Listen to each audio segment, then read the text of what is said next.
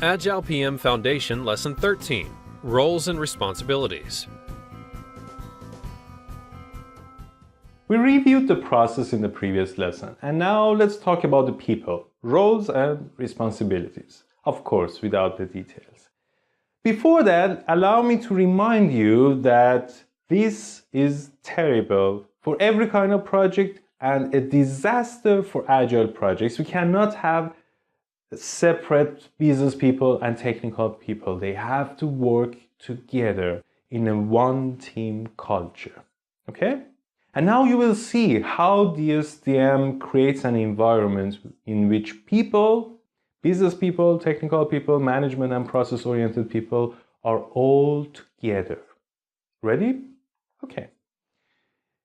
Here it is. This is the overall structure. We will put the people there. But before that, let's see what we have here.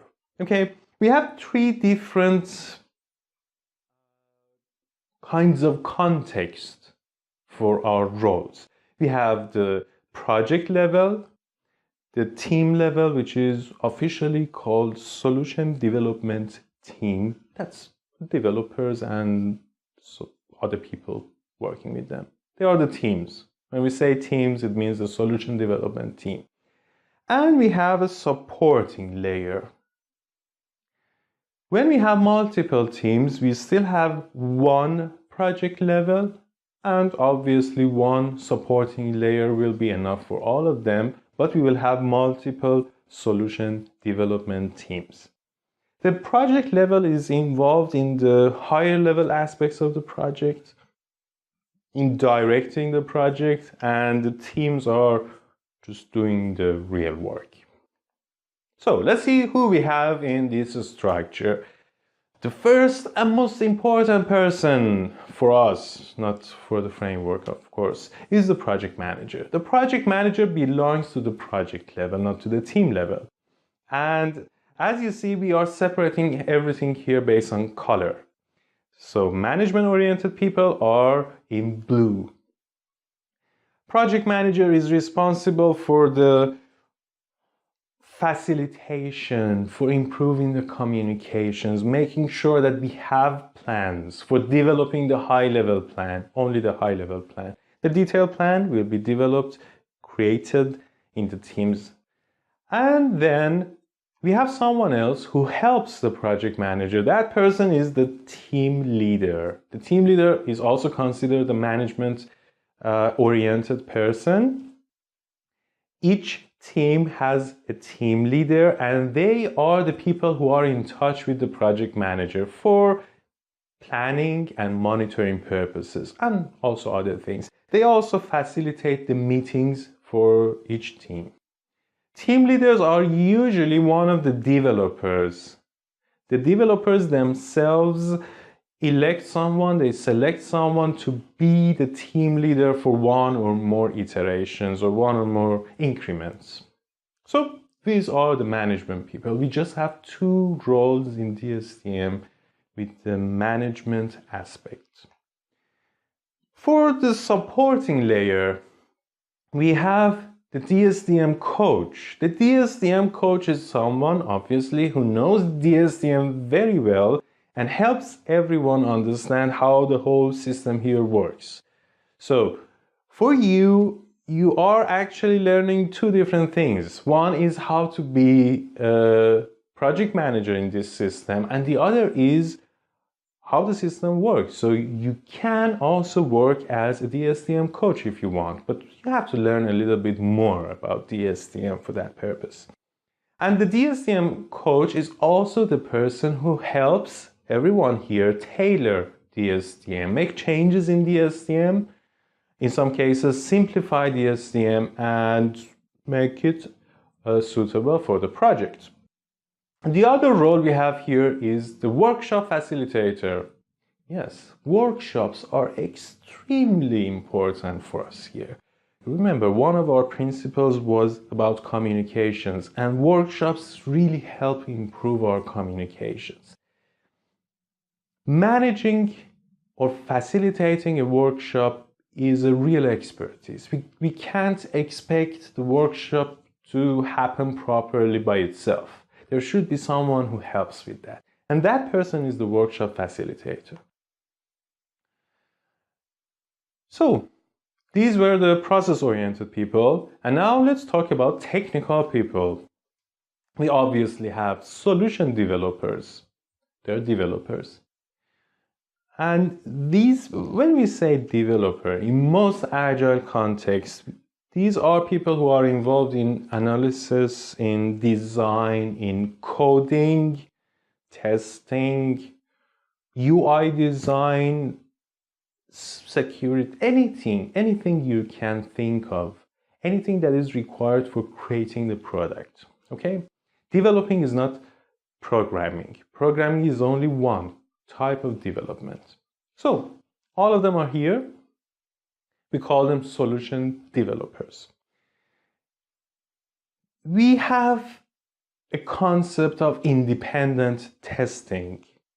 The developers themselves are responsible to test whatever they are doing, but we still want someone else to test what they have created. So, some of those developers also have another role here we call solution tester. They are usually the developers themselves. But what happens here is that if the two of us are developers, whenever I create something, I will test it myself and then I will give it to you so that you can also test it independently. Because there might be some problems in my work that I can't see, but you can help me find it out and fix it. That's why we have these two separate roles here. But if you want, you can also have people who are only testers and not part of the solution developer role. The other person we have here, the other role we have here is the business analyst. You see, the business analyst is really special for two different reasons. One of them is with the color. The business analyst is both in green and in orange. It means that they are both technical and business oriented. That's what we expect from a business analyst. And what's the other thing? Can you say? That role belongs to both levels of project and team. Yes. As we will see later on, the business analyst is responsible to connect all those concepts, connects the project level to the team level in certain aspects, and also connect the technical people to business people in some other aspects. We'll get back to that. The other technical role we have is the technical advisor. They are people who come to the team and help them understand some special technical aspects. For example, you have a very special security concern in your project. You bring in someone to help you with that for a few increments or for the whole duration of the project. That person can serve multiple teams and they are considered as supporting people because they are not developing themselves. And the last person we have with the technical role is the technical coordinator in the project level. That's the person who takes care of the high-level architecture to make sure that what people are doing inside each team are compatible with each other. Also, make sure that these people are following the organizational standards when it comes to coding and other things. So, what about business people? This part is important for us. First, we have the business sponsor. The business sponsor is the most senior role we have in the business category, and usually one of the board members in the company. That person champions the project in the company, funds the project, resources the project, fights for the project. But since we expect that person to be really senior, they are busy and they cannot spend enough time in the project. So what can we do? We have a second role of business visionary. The business visionary is still senior but not as senior as the business sponsor. The business sponsor sets the overall goals, really high-level things, and then the business visionary will spend more time with the project and turn them into something more practical for people. You see, it's all because we really need to have business people and technical people working together. We must make sure that business people can spend enough time with us. And still, those people are in the project level, not in the team level. We don't want a complete separation. So we need to have a business role inside the team. That's the business ambassador. The business ambassador is one of the team members. Works like everyone else, like the developers, like the testers. They work together daily, and this person details everything that was created in the project level with the business aspect. Interprets everything, explains everything, and makes sure that what people are doing, what the developers are doing, is aligned with our business goals. Remember, that was one of our principles.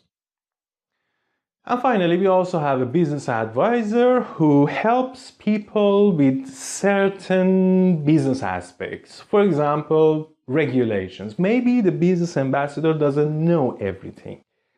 And we need to bring in someone to help people understand the regulations and make sure that we are following them when we are developing the software. That will be called the business advisor. And you remember, we also have the business analyst, which has both types of business-oriented and technical-oriented nature. So this is all of them together. It's really crowded here, you see? But I hope it was easy for you to see why it is formed like that. It is formed like this because we want them to be together. We want them to have access to all kinds of information. We don't want a separation between business people and technical people. And what we have here is really practical. It's really practical. And don't worry, some of these roles can be merged into one and you can simplify it if you want. All right, so in this section, you learn the process, the overall overview, and now you also know a little bit about the roles and responsibilities. And next, we will talk about the products. Products? We use the word product to refer to everything we create in the project. Some of the products are the specialist products we deliver to the customer, for example, the software itself. But some other products are things we create to help us create that part. They are usually called management products, reports, for example, or plans. So when I tell you that we're going to talk about products, we are going to talk about all of them. And we don't want to call them documents because they can be in any format. See you in the next lesson.